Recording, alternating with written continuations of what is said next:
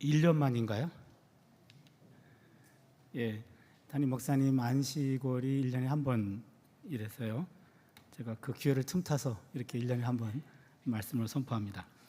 오늘 말씀 제목은 흔들림의 영성이라는 제목입니다. 흔들림은 보통 부정적으로 인식됩니다. 소신도 없다, 줏대도 없고, 우직한 맛도 없고, 우유부단하고, 신뢰가 안 가고, 믿을 수가 없어. 리더로서는 자격이 없어. 이렇듯 흔들림은 온갖 비난을 받는 처신으로 보입니다. 그러나 정말 흔들림은 무조건 잘못된 것일까? 우리는 오늘 한 예언자의 심한 흔들림을 만나게 됩니다. 바로 예레미야입니다. 예레미야 오늘 좀 본문이 길었던 것 같은데요. 20장 7절부터 16절까지였나요? 18절까지. 여기 보시면 세 토막으로 나누어지게 되는데 7절부터 9절까지가 한 토막인데요. 예레미야의 처절한 몸부림, 예레미야가 몸부림을 치는 내용이 이 안에 들어가 있습니다. 7절을 보시면 야훼여 주께서 나를 권유하심으로 내가 그 권유를 받았사오며 주께서 나보다 강하사 이기셨으므로 내가 조롱거리가 되니 사람마다 종일토록 나를 조롱하나이다. 여기 보시면 권유하다라고 하는 말 점잖게 번역이 됐는데요. 이 말은 원래 히브리어 뜻은 유혹하다라는 뜻입니다. 조금 더 노골적으로 표현하면 처녀를 성행위를 승낙하도록 설득하고 유도하는 것, 꿰는 것, 유혹하는 것, 그런 단어입니다. 또한 강하사라고 하는 이 히브리어는 이것은 성폭행을 가리킵니다. 그러면 이 말은 하나님 주어로 쓸 수 없는 동사예요. 성경 전체에서 가장 하나님 모독적인 표현입니다. 그런데 예레미야가 갈 때까지 간 거예요. 이 정도까지 말할 정도가 되면 예레미야가 하나님께 얼마나 많은 절망감과 그리고 억울함을 경험했기에 이런 막말을 쏟아냈을까? 하나님이 나를 권유했어요. 나를 유혹했습니다. 나를 덮쳤습니다. 성폭행했어요. 하나님이 처녀인 자신을 유혹하다가 급기어 덮쳐서 자신의 처녀성을 강탈당했다라고 말하는 아주 신성모독적인 표현이 20장 7절 표현입니다. 예레미야는 그럼에도 불구하고 혹은 어쩔 수 없이 하나님이 자신의 입에 넣어준 말씀을 성실하게 전합니다. 그게 8절 내용이 나오는데요. 내가 말할 때마다 외치며 파멸과 멸망을 선포함으로 야훼의 말씀으로 말미암아 내가 종일토록 치욕과 모욕거리가 됨이니이다. 하나님이 입속에 말씀을 넣어주셨습니다. 그런데 넣어준 말씀이 파멸과 멸망이에요. 입만 열면 나라가 망한다. 당신 죽을 거요 라고 이런 예언만 해요. 사람들이 반길 리가 없습니다. 예레미야의 이 폭력적인 언어, 이것 때문에 백성들은 분노했습니다. 그런데 당장 또 그 일이 일어나지도 않아요. 그러니 듣는 사람들이 조롱합니다. 쟤는 입만 열면 망한대.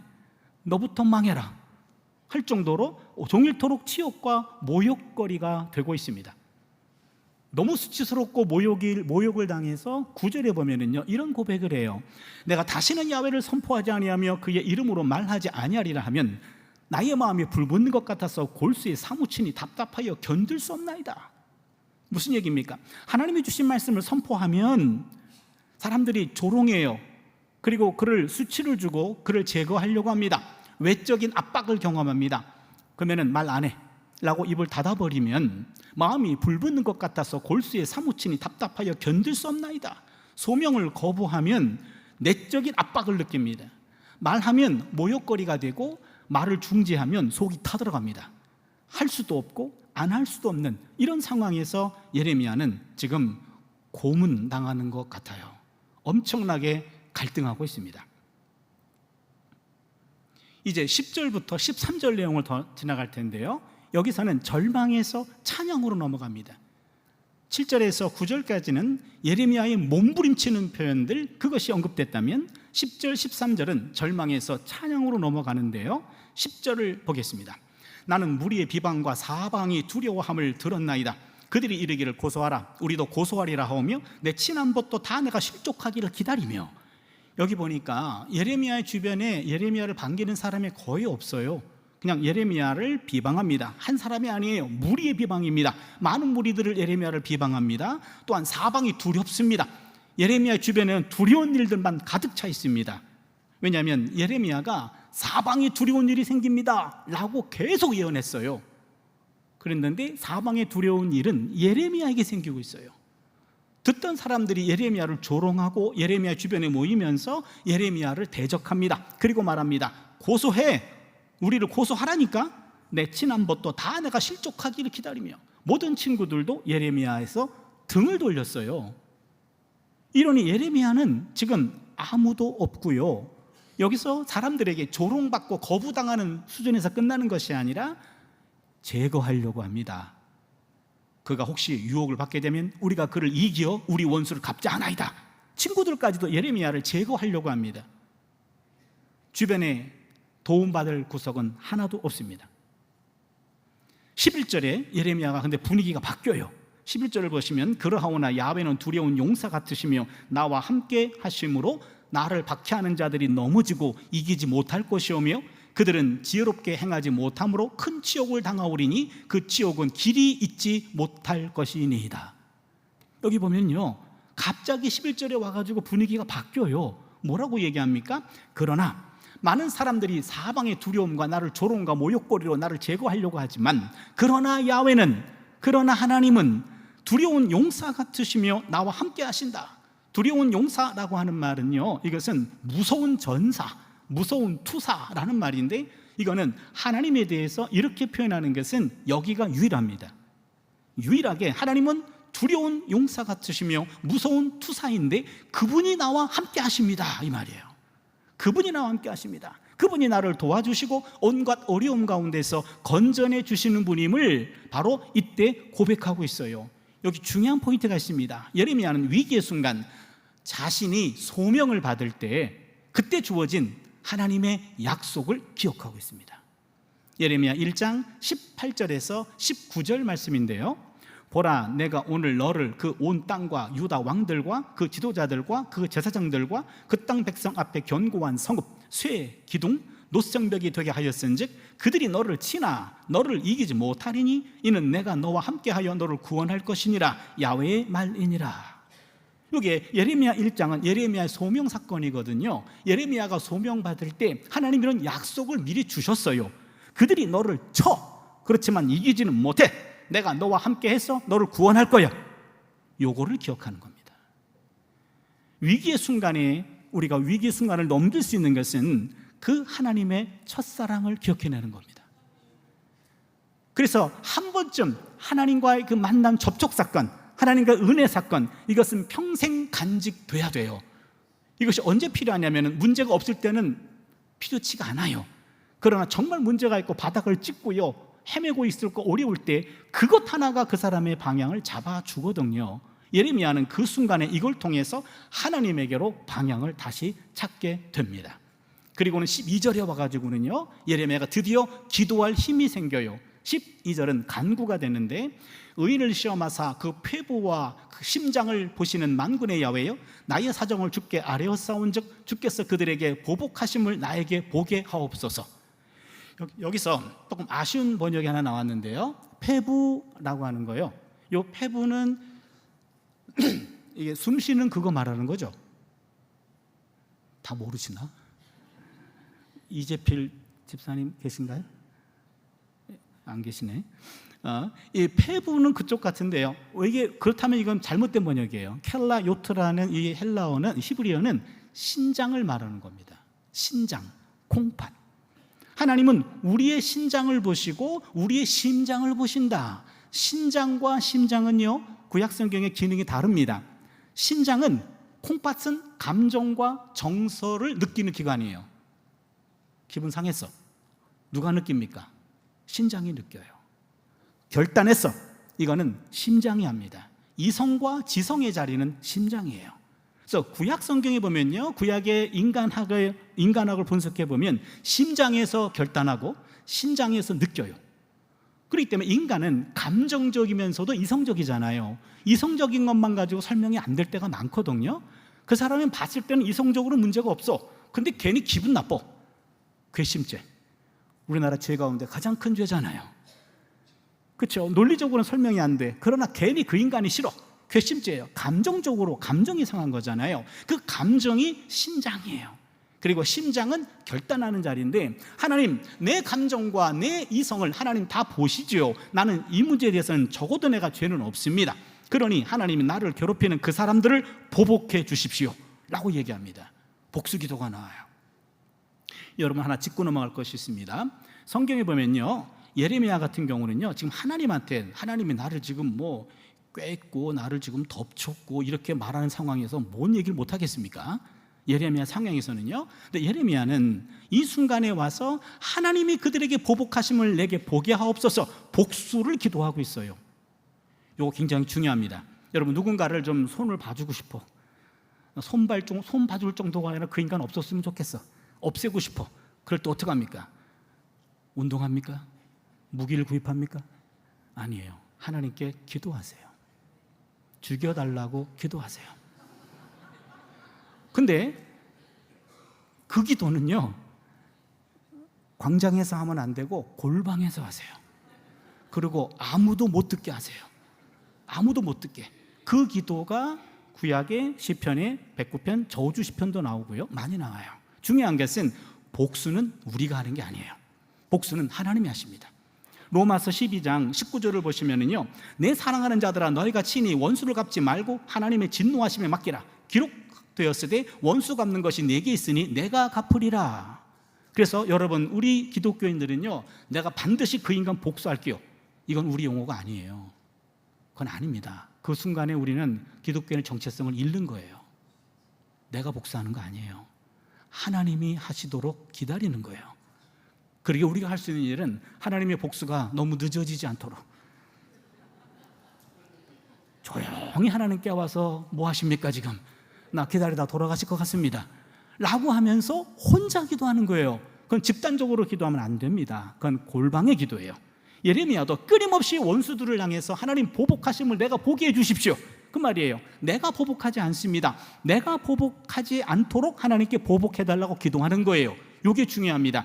내가 안에는 복수심을 늘 하나님 앞에 솔직하게 드러내야 복수의 순간에 내가 복수하지 않아요.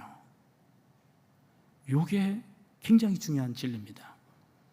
정말로 죽이고 싶은 인간이 살다 보면 있잖아요. 그런데 캄캄한 밤에 길을 잃었어요. 산에서 길을 잃었어. 근데 그 인간이 나무에 묶여 있어. 근데 바로 내가 그 앞에 있어요.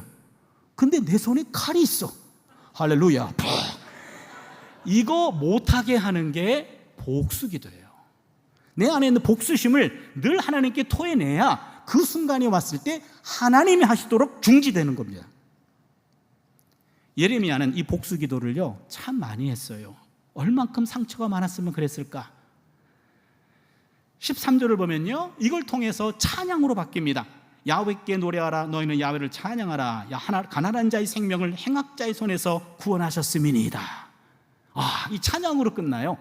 놀라운 일인데요, 예레미야는 요 신뢰를 고백하며 이제는 간구하면서 찬양으로 끝납니다. 그런데 여기서 끝났으면 좋았을 뻔했어요. 그 다음 구절 볼까요? 14절부터 18절입니다. 여기는 예레미야의 저주기도가 나옵니다.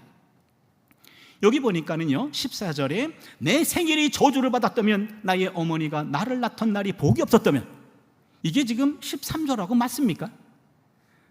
13절에서 끝났으면 좋았을 뻔했어요. 13절에서 엄청난 그 고통 속에서 야훼를 찬양하라 이러고 딱 끝났는데, 끝나자마자 내 생일이 저주를 받았다면, 나의 어머니가 나를 낳던 날이 복이 없었다면, 아마도 예레미야는 조울증을 겪고 있을지 모르겠어요.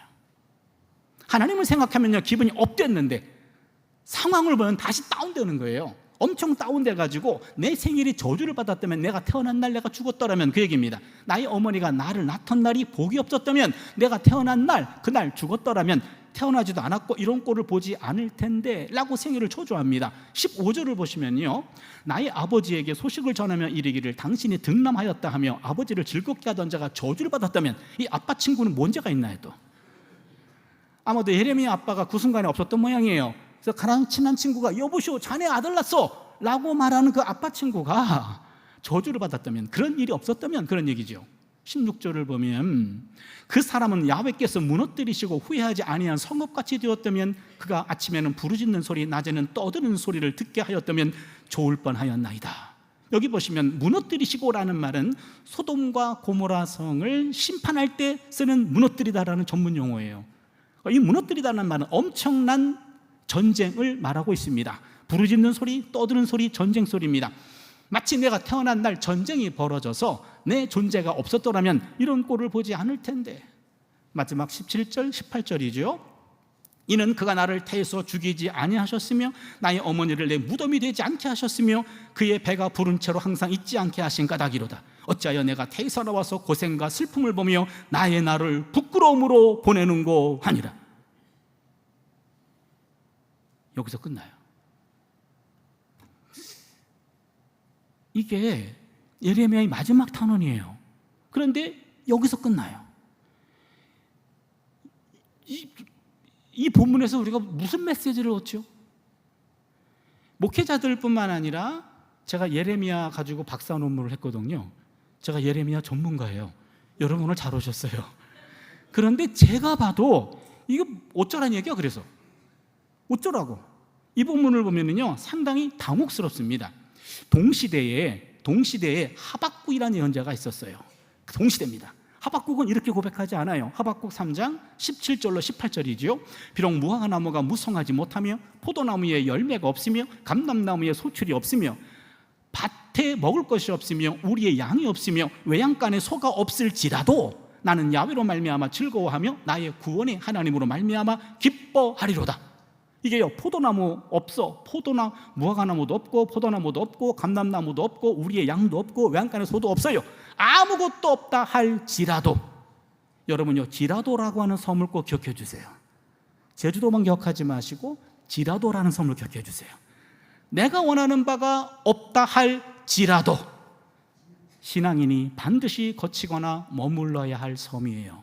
내가 원하는 바가 이루어지지 않고 좌절하고 절망하는 없다 할지라도 그 순간이 신앙의 마디가 형성되는 섬이에요.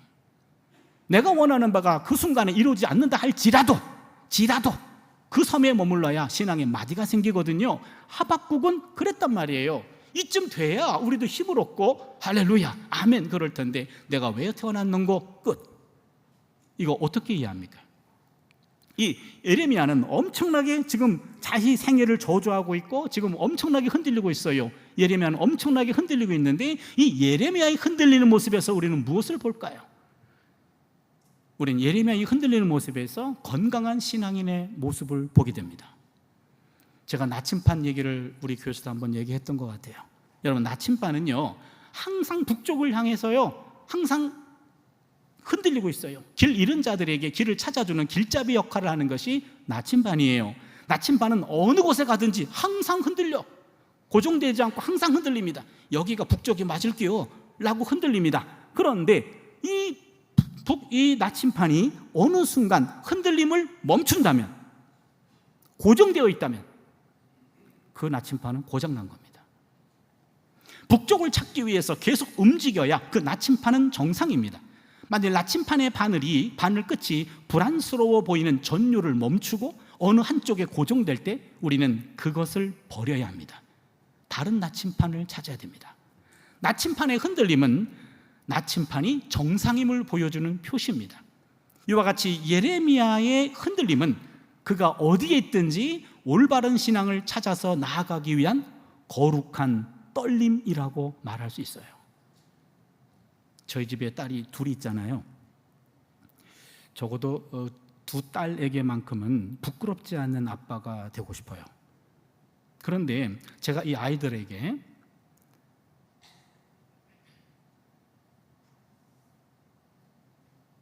나 같은 아빠 있으면 나와보라 그래. 가끔 이런 교만한 생각을 혼자서 할 때가 있어요. 이 말하면 훌륭한 아빠 아닌가? 야, 우리 아빠보다 네 아빠가 더 나은 것 같아. 뭐 이러면서 그런 생각을 가끔 할 때가 있어요. 그러면 그 순간부터 저는 더 이상 좋은 아빠가 아닙니다. 좋은 아빠가 되려고 나름대로 열심히 노력하지만 그래도 항상 부족함을 느끼고 더 좋은 아빠가 되려고 애쓰고 노력할 때, 그때 좋은 아빠예요. 이만하면 충분하다라고 생각하면 그때부터는 나는 나쁜 아빠의 길로 돌아가는 거예요. 이제는 내 아빠의 몫이 보이지 않고 나는 이 정도면 됐어, 너는 딸이 왜 그 모양이냐, 이렇게 되죠. 아니에요. 내가 좋은 아빠가 되려고 끊임없이 노력하지만 그러나 부족한 것들이 늘 느껴지는 거예요. 좀 더 잘해주고 싶은데 내가 좀 너무나 부족한 것 같은데, 그때는 건강한 아빠예요. 흔들릴 때 건강한 아빠입니다. 이것은 저는 창조적인 흔들림이라고 이름을 붙입니다. 거룩한 떨림이라고 말할 수 있어요. 도종환 시인의 흔들리며 피는 꽃이라는 시가 있습니다. 흔들리지 않고 피는 꽃이 어디 있으랴. 이 세상 그 어떤 아름다운 꽃들도 다 흔들리면서 피었나니, 흔들리면서 줄기를 곧게 세웠나니 흔들리지 않고 가는 사랑이 어디 있으랴. 젖지 않고 피는 꽃이 어디 있으랴. 이 세상 그 어떤 빛나는 꽃들도 다 젖으며 피었나니, 바람과 비에 젖으며 꽃잎 따뜻하게 피웠나니 젖지 않고 가는 삶이 어디 있으랴. 이 시인은 말합니다. 흔들릴 때 오히려 줄기를 곧게 세운다고, 흔들릴 때 오히려 뿌리를 깊게 내린다고.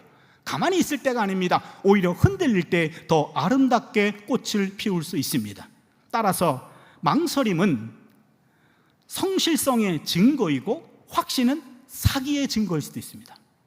너무 극단적인 말인지 모르겠어요.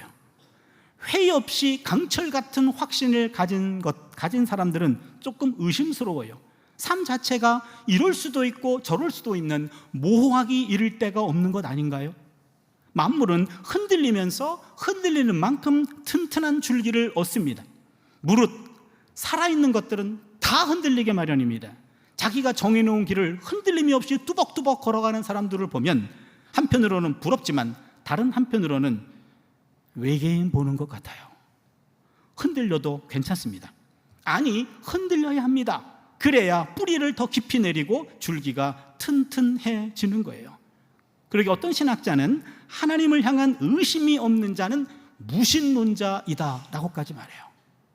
하나님에 대해서 의심이 없는 사람 잘못 믿는 거예요. 무신론자라고까지 말합니다. 신앙은 의심할 줄 알아야 됩니다. 더 나아가 의심은 성숙한 신앙의 일부가 됩니다. 여러분, 마더 테레사를 기억하시죠?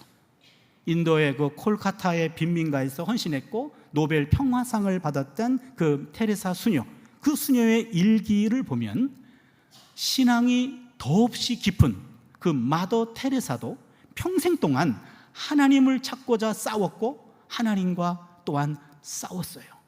내가 하소연하는데 하나님은 어찌 그리 침묵만 하실까? 나는 왜 그분을 알아보지 못할까? 하나님, 당신 계신 건 맞습니까? 라고 하나님의 존재에 대해서 의심하면서 정말 계신 거 맞아요? 내 기도 듣는 거 맞습니까? 라고 하면서 평생도록 흔들렸다는 이야기죠. 인생이란 답이 없는 길을 걸어가는 용기입니다. 믿음의 길에는 언제나 모호함과 불확실성이 존재합니다. 그래서 신앙인의 삶은 확실히 알고 가는 것 아니에요. 그저 믿고 가는 겁니다. 깨어있는 인간의 영혼은 끝없이 흔들립니다. 흔들리지 않는 영혼은 이미 딱딱하게 굳어졌거나 죽은 영혼입니다. 성 아우구스티누스는 인간의 영혼은 하나님의 품에 안기기까지 끝없이 흔들린다라는 말을 남겼습니다. 우리 영혼은 하나님 품에 안길 때까지요, 끊임없이 흔들리는 거예요. 안 흔들리는 게 오히려 더 이상한 거다, 그 얘기죠. 흔들리는 영혼은 위험에 빠질 수도 있지만 반대로 도약할 수도 있습니다. 위험이든 도약이든 동요한다는 사실은 살아있다는 증거입니다. 그러기에 예레미야의 흔들림은 올바른 방향으로 가기 위한 흔들림이었고 끊임없는 자기 자신과의 깊은 대화 속에 나온 겁니다. 사람들은 나이를 먹으면 먹을수록 점점 더 완고해집니다. 점점 더 확고해집니다. 그러나 우리는 항상 내가 가는 그 길이 잘 가고 있는 것인지 날마다 흔들리며 체크해야 됩니다. 그래야 남의 마음도 헤아릴 수 있고 자신도 돌아볼 수 있어요. 우리는 북쪽을 향해 끊임없이 흔들리는 나침반같이 온전한 신앙을 찾아서 열심히 흔들리며 올바른 신앙인의 길로 나아가야 합니다. 이것이 참된 신앙인의 정직하고 겸손한 태도입니다. 절대로 뒤로만 물러가지 않고 열심히 흔들리다 보면 한 걸음이라도 진보합니다. 우리는 흔들려도 괜찮습니다. 아니, 계속 흔들려야 됩니다. 뿌리만 뽑히지 않는다면 흔들리는 것이 정상이요, 건강한 겁니다. 흔들리고 있는 신앙은 성숙하고 있는 신앙이에요. 흔들리고 있는 신앙은 내가 지금 성숙해지고 가는, 성숙의 과정을 밟고 가는 그런 신앙이라는 얘기입니다. 오늘도 흔들리면서 줄기를 한 번 더 고추 세우고 뿌리를 조금 더 깊이 내립시다. 확신이 없는 사람이 예수님을 제일 아름답게 닮은 것은 아닐까요? 다 일어나셔서 함께 우리 찬양하겠습니다.